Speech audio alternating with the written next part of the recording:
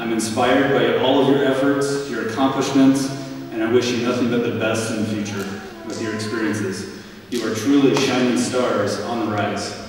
I don't know what your struggles have been or what your struggles are, and you will still have some, but don't let that hold you back from your life mission of making a difference.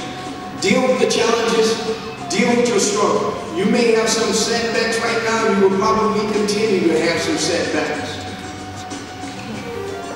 But don't let them sit you down. Then help someone else get up. Your mission, if you choose to accept it, is to be an overcomer, to face adversity head on and turn adversity into opportunity, and then turn around and help someone who's behind you who may have fallen down or been beaten up. This message will not self-destruct in 60 seconds. In fact, it will never self-destruct. It will always be here waiting for you, this generation, your generation.